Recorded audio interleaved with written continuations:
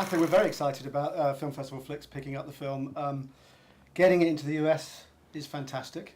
I think for us, this film's travelled quite a lot. It's actually been in Italy and other places in Europe.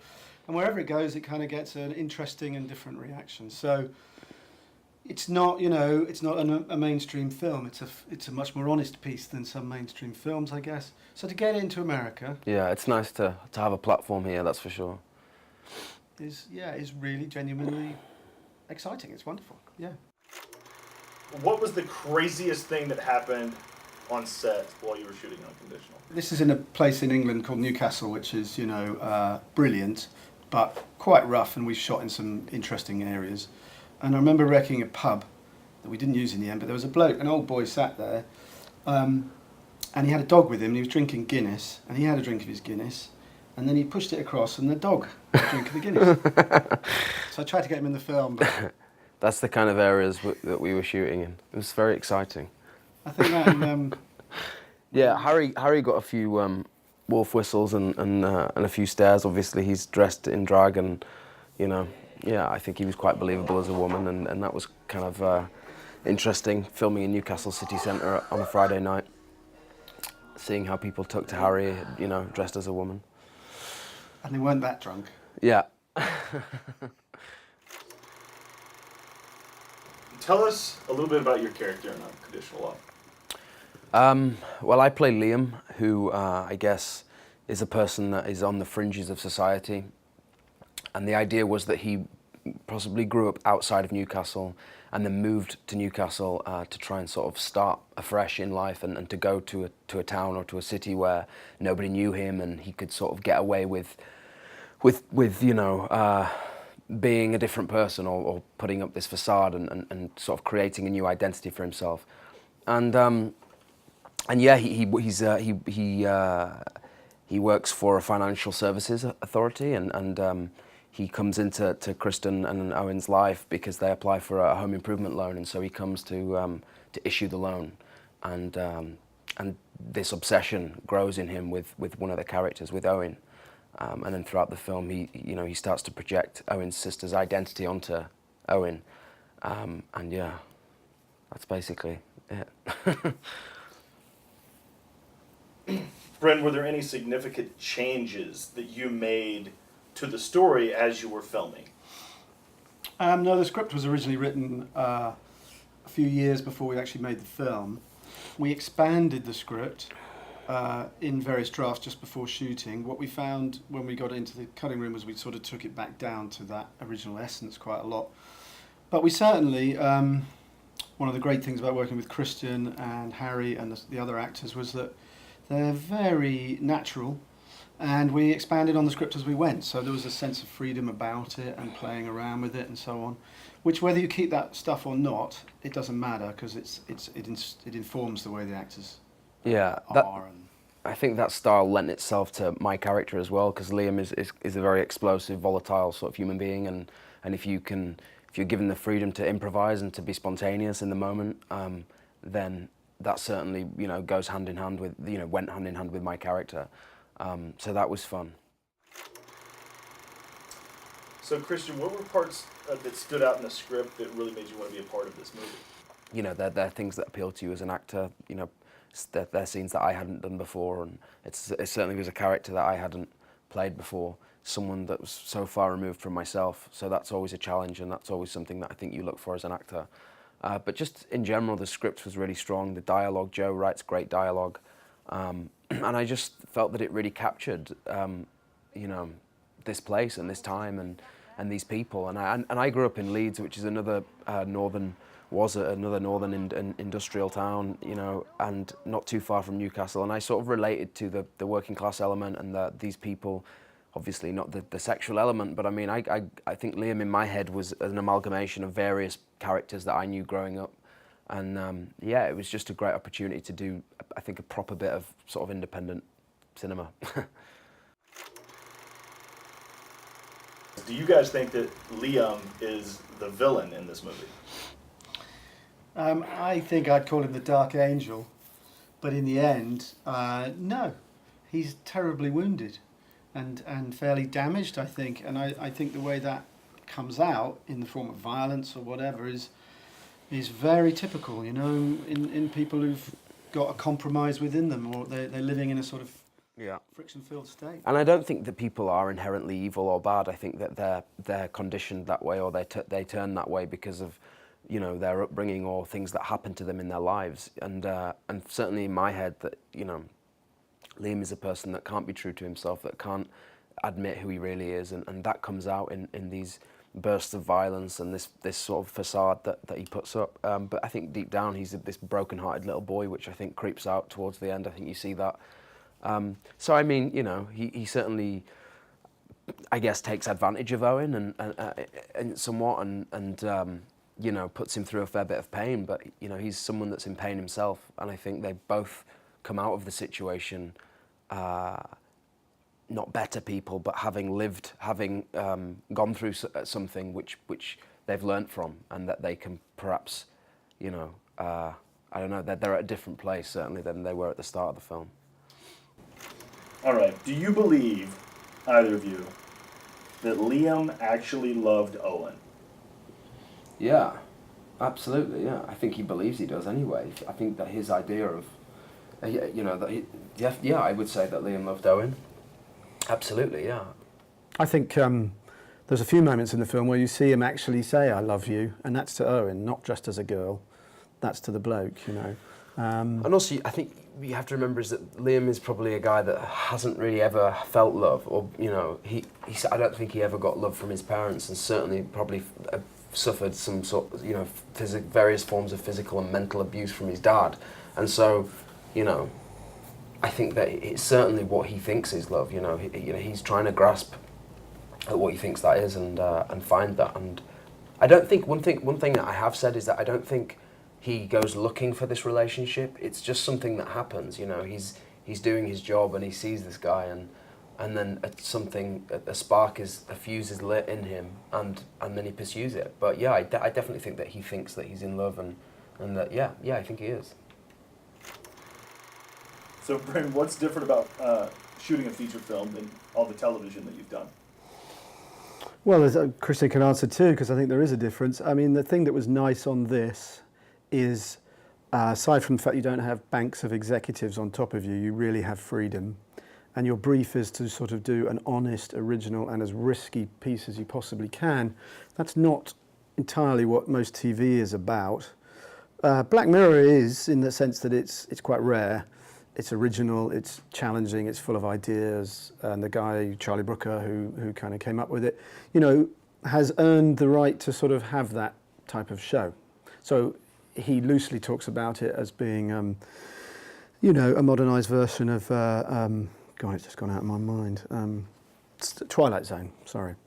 So it's nice as a piece of telly, but generally I find a lot of the time with series television, you know, it's a neat world. They wrap up at the end, they find the murderer, or the two people get back together, or, you know, the person you thought did it usually, or didn't because it's some mad idea. I think as well, film is very much a director's medium, and I think television is ruled by producers and writers, because, you know, they're thinking about sort of long-term stories. And I think certainly for an actor as well, you can make a decision in a piece of television, if you're on a drama series, that may or may not be contradicted later on by a piece of the writing, because, you know, they're writing episode by episode, or they're writing blocks at a time. And I think when you have a film, it's like you have one through line, and it's there in front of you in the script, and that's all you're going to shoot. And so you can make all these decisions about your character and decide where you're going to go with it, and that is it. It's sort of there in a single entity, if you like, and, you know, it's not a continuing thing. I think with good films, it's also about how much can you take away and still have it there, you know. It's about making the audience work a bit and read into those characters, and we try to do it, you know, through a clever script, fine, not overstated acting, and I think sort of camera work as well and stuff, where, you know, it's not just giving you nice, easy access. It's not this shot, then that shot. It'll be a more organic, sometimes messy looking thing, but I hope the feeling is that you're there, it's very immediate, because that's kind of how we did it. So all of those feels more risky, and that's what's really exciting. And I think that's why a lot of people have questions about the film, or, you know, there's lots of talking points because it doesn't, it's not like a beginning, middle, end, like perfect resolution. There are things that you want to talk about and questions to be answered and asked, and that's how it should be, I think. Certainly, when you're making independent films, you don't want to sort of give the audience everything. The audience should be given some credit and should have to work hard for the answers. And anything that they decide is right, whatever you want to take from it is right. There's no right or wrong interpretation. And I think that's how it differs as well from television. Quite often there's a lot of exposition and there's a lot of sort of, if you tuned in after the last commercial break, you're still going to understand.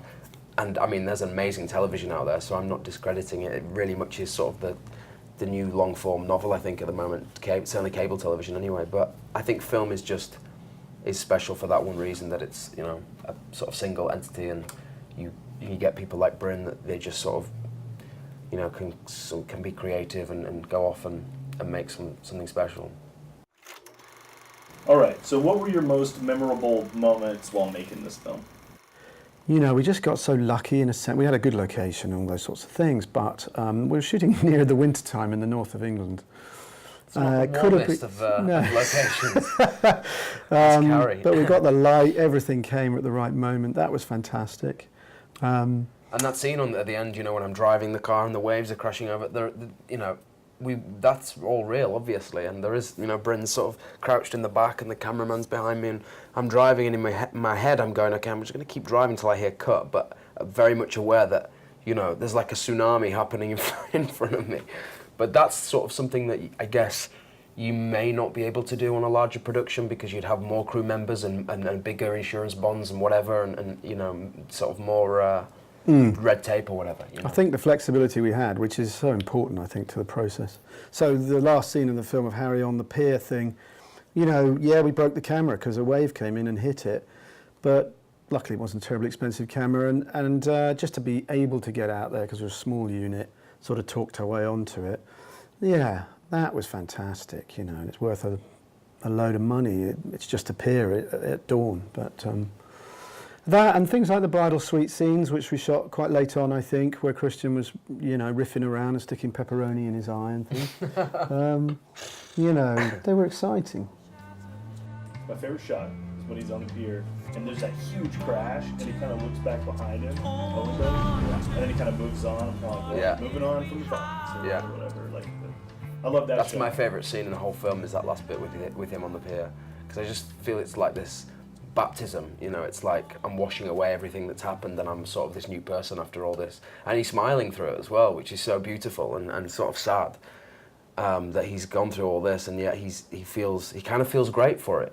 He feels like I think he's like, it's boy to man for him anyway, and he's on that pier and he's just like, doesn't care that he's getting soaking wet, and I love that moment. That scene wasn't meant to be at the end of the film. I think that was somewhere before that. Yeah, we had other scenes of sort of resolution with the mother and the sister and all this, and in the end he didn't need to say anything. That's where it's lovely. The pictures and and Harry, that just takes over.